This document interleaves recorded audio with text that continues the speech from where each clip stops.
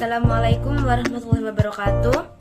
Halo semuanya, sebelumnya perkenalkan nama saya Natasha Enggefulani Fauzi dari SDKIP PGRI Jombang. Dalam video kali ini saya akan menjelaskan tentang tujuan dan prinsip-prinsip penilaian. Simak videonya dengan baik ya.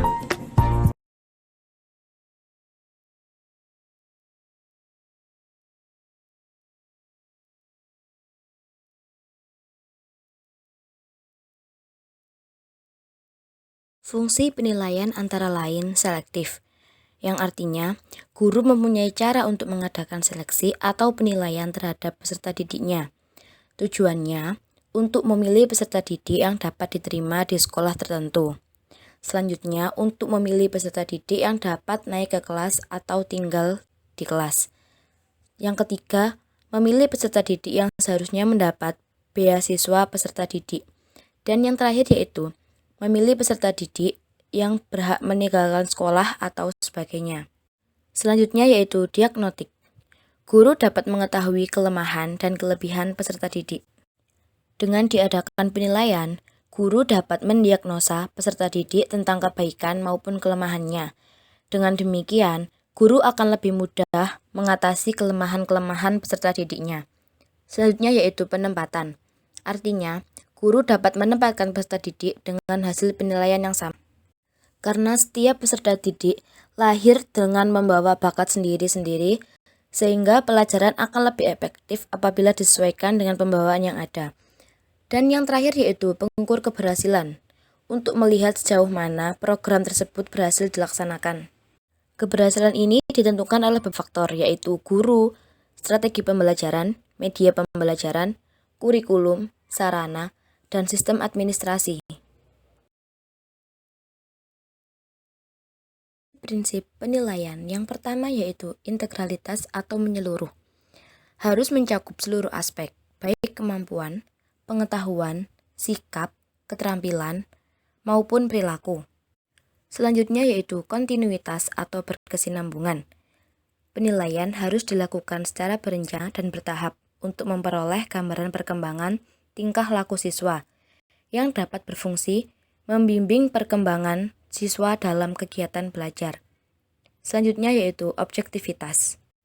Penilaian ini harus bisa ditafsirkan dengan jelas dan tegas. Semakin banyak yang dijadikan dasar penilaian, maka hasil penilaian akan semakin objektif.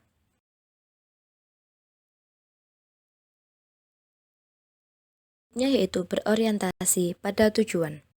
Dimaksudkan untuk mengetahui seberapa jauh subjek belajar mengesuai tujuan yang ditargetkan.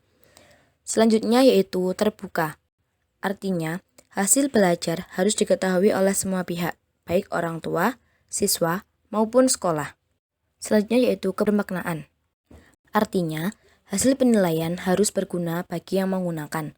Misalnya, bagi guru, berguna untuk meningkatkan hasil belajar siswa, dan untuk umpan balik dalam upaya memperbaiki proses pembelajaran. Bagi siswa, berguna untuk memperbaiki diri dalam hal cara belajarnya, agar pada penilaian berikutnya hasilnya akan lebih baik lagi.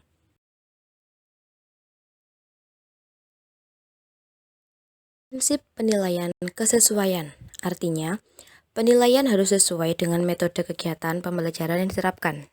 Apabila pelaksanaan kurikulumnya menggunakan pendekatan induktif, maka dalam penilaiannya juga harus menjadikan pendekatan induktif menjadi aspek yang dinilai.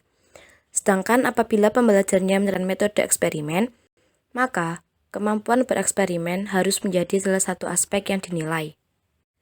Determinasi dan klarifikasi, artinya harus jelas apa yang dinilai, apakah tentang kemajuan belajar atau pencapaian hasil akhirnya. Dan yang terakhir yaitu mendidik. Hasil penilaian digunakan untuk memberikan motivasi kepada siswa agar bisa meningkatkan proses belajarnya. Hasil penilaian biasanya dicantumkan dalam rapor, yang hendaknya merupakan pertanggungjawaban subjek belajar yang bersangkutan kepada orang tuanya, yang telah mempercayakan pendidikan anaknya kepada pihak sekolah maupun guru. Dengan demikian, penilaian dapat memperkuat perilaku dan sikap subjek belajar.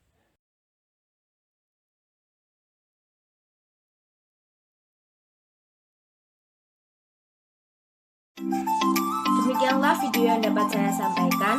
Mohon maaf apabila ada kekurangan, dan bila teman-teman yang melihat ingin menambahi informasinya, dipersilahkan di kolom komentar.